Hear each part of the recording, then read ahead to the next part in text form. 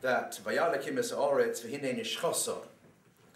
And the Rebbeinu Shalom saw that the world had corrupted, was corrupt, v'hishchis kol boso es darka al Oretz, because the world had corrupted itself in many ways, and we're told, Roish, v'chas domim, all the nasty averos that they'd done. And as the Pasuk goes further, it says, V'yom Elokim l'Noach, kates kol boso bo lefonai, that the Rebbeinu Shalom tells Noach, I made a decision that I'm going to bring all living things to an end. Ki mola haaretz chomos, because the land is filled with chomos, mitneah. V'hineni mashchisom es oretz, I'm going to destroy the land. Rashi makes a comment here. Rashi says, in the words of Chazal, that the words ki mola haaretz chomos, that the land is filled with chomos. Chomos means violence.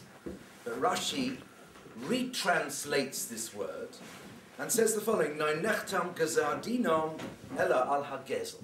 So we're talking about gezel, theft or robbery, daylight robbery perhaps, which includes violence. Hence the translation of violence meaning gezel, they snatch things from each other. Now, there is a question about this Rashi, before Hashem asked, and that is we just read the previous Pasuk, and that Pasuk talked about V'hinei nishchoso, and it said Ki hishchis kol boso es darka al oretz, and we translated that again with the help of the Mepharshim, that when we talk about hashchosa, we're talking about major averos, gila roa shvichas domim, avodah zarah, these sorts of averos. So how is that now in the very next Pasuk? Rashi tells us that basically what tipped the balance, what caused sort of the gong to be sounded up in heaven that the world was going to be destroyed, was the gezel. So which is it? Is it the big averis, is it avodah zarah, or is it gezel?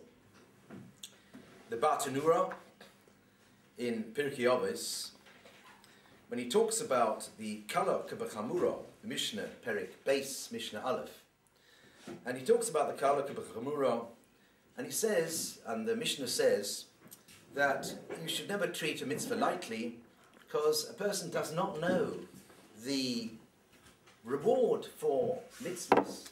Don't know the reward for mitzvahs. And the point is that he explains that it's true that we don't know the reward for mitzvahs aseh.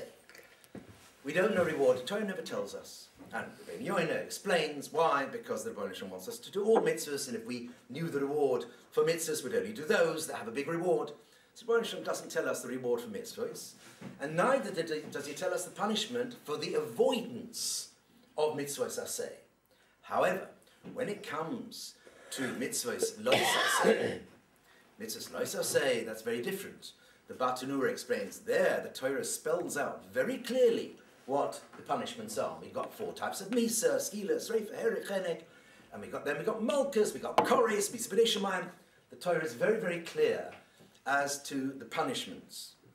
So we've got the punishments spelled out very, very clearly for all the lois asets. Sorry, quite right. For the aseh 246, we don't have, but for those two we do have 365 lois asets. We have the averis and we have the punishments for those averis very clearly spelled out. And the point is that the Torah, in spelling out the punishments for the averis, gives us a measure, gives us a way of trying to gauge the severity of an avera. For example, you know, there are lots of averis that are very serious, and of course they have an oynish of misa. There are other mitzvahs or other averis which are less serious, and misa might be in the form of skila, which is the most severe. Then there may be others which is sreifa, which is slightly less severe. So from that we can gauge that there's a slightly different negative quality between doing a mitzvah, an avera which carries skila, and an avera which carries sreifa. And then when we go down to others, like misa b'nei shemayim, or a loika, malchus, so from the punishments we can see the severity of the avera. Very interestingly, sometimes it seems as if it got the Onish and Misa all over the place. Torah is full of Onshim Shel Misa, and Shabbos, and Tzicha, and all sorts of Averis that a person could do, Misa all over the place. it looks as though, we could kill people. The judicial system was just full of hanging and shooting people or whatever, just meting out the punishment. Under Maisa, we know from the Gemara that they very, very rarely actually carried out the death penalty in the Jewish state, the original Jewish state, Shalom, etc. Very, very rarely. In fact, the Gemara says, there's a little machloikus there, whether a Bezdin, Kotlana, whether Bezdin, called a murderous Bezdin, if they kill a person, if they execute a person once in 7 years, and according to one opinion, once in 70 years. So you can see that, the death penalty was never used. So the Kasha, we've got the Kasha, well, why does the Torah talk about death all over the place? Why not have a reasonable punishment that you can actually carry out? People do the Averis. And the answer is that this is what the Patanura is saying. The Torah doesn't tell us about punishments just because the Basin should be carrying out punishments all the time.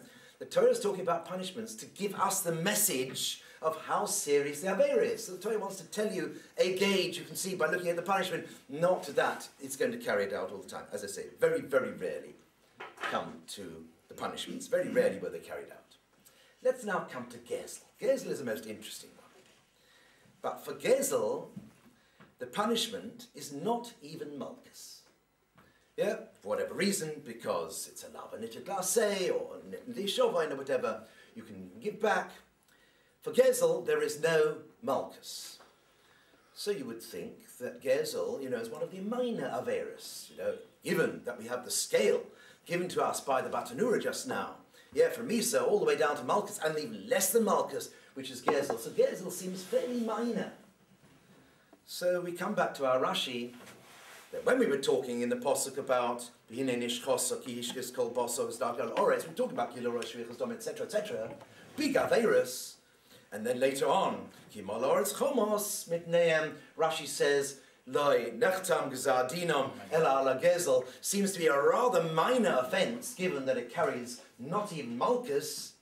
So how is that?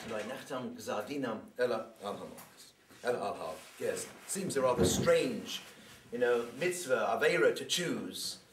It's not in the same league as Avodah Zarah and Shvichas Dom. So, this is the kasha we have on Rashi, and it appears, the way Rashi puts it, that the serious Averis that they committed, the 3 cardinal Averis, they're being sort of overlooked. Rosh seems to be prepared to forgive them those Averis, and when it comes to Gezel, all of a sudden the Rebbeinu Shalom is taking up the cudgels and decides to destroy the world. So let's see if we can get some sort of measure. And what I'd like to direct your attention to